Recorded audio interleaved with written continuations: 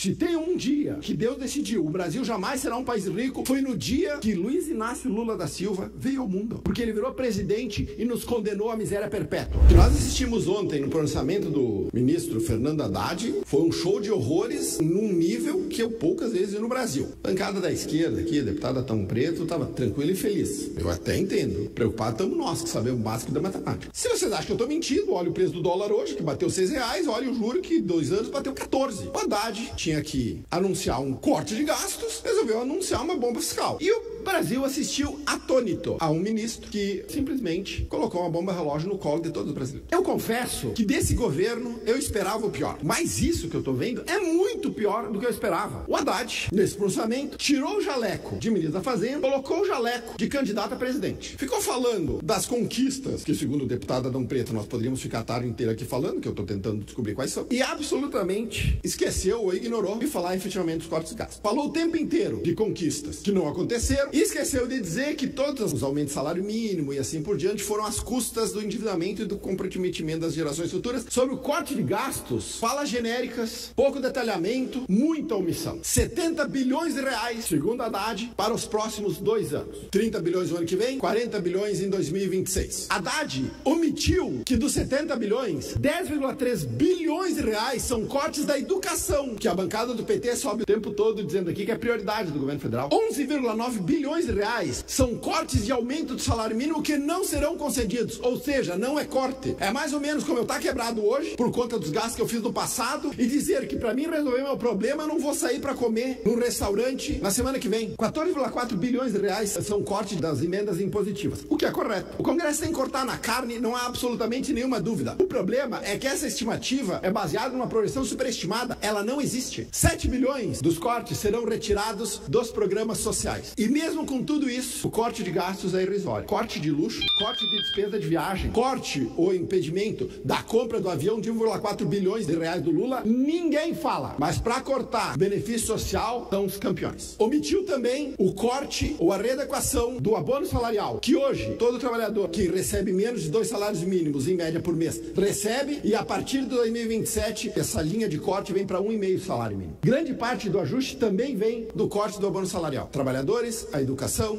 e os pobres pagarão a conta dos luxos e do desajuste fiscal desta bancada aqui, sobre a isenção de quem ganha até 5 salários mínimos. Um desvio e uma omissão. Omissão. O Haddad vai limitar a dedução e imposto de renda dos gastos com educação, saúde, odontologia, fisioterapia. É isso. Grande parte da isenção do imposto de renda para quem ganha acima de 5 mil reais será feita às custas da classe média. De novo, para conseguir colocar uma cortina de fumaça nessa palhaçada, o Haddad anuncia que os famosos super ricos, ou seja, aqueles que ganham acima de 50 mil reais, passarão a pagar uma alíquota mínima de imposto de renda de 10%. 50 mil reais por mês, 600 mil reais por ano ou 100 mil dólares. No Brasil, é super rico. Nos Estados Unidos, um gerente de farmácia ganha 100 mil dólares por ano. Um podólogo ganha 100 mil dólares por ano. Um assistente de equipe médica ganha 100 mil dólares por ano. No Brasil, super ricos. O Haddad não faz a mínima ideia do tamanho da bronca. Ele não sabe quanto vai custar a isenção até 5 mil reais e tampouco não sabe calcular quanto os famosos super ricos vão pagar a tal da isenção de imposto de renda. Uma coisa já todo mundo sabe. Ninguém que conheça a matemática básica acredita no rombo fiscal que o Haddad anunciou ontem será coberta pelo pagamento de super ricos. Isso aí é pra enganar trouxa. Essa fala do Haddad é pra atiçar a militância que não sabe matemática básica. A verdade é que ontem o Brasil se aproximou um pouquinho mais do precipício, um pouquinho mais perto de nós chegarmos a um ponto sem volta na curva de endividamento público. E a deputada Luciana Genro, então logo eu saí daqui, disse que a minha fala é típica de quem protege os ricos. A política econômica deles produz miséria e pobreza em escala industrial. O meu sonho é de que a classe média tenha o padrão de vida dos super ricos hoje. De que um podólogo ou uma podóloga ganhe 600 mil reais por ano. Mas com essa política econômica aqui, a pobreza brasileira, ela é inevitável. E esse é o maior problema do Brasil. A América Latina tem 30 países. 15 deles são mais ricos que o Brasil. Tem um padrão de vida melhor. O mundo tem 188 países. 85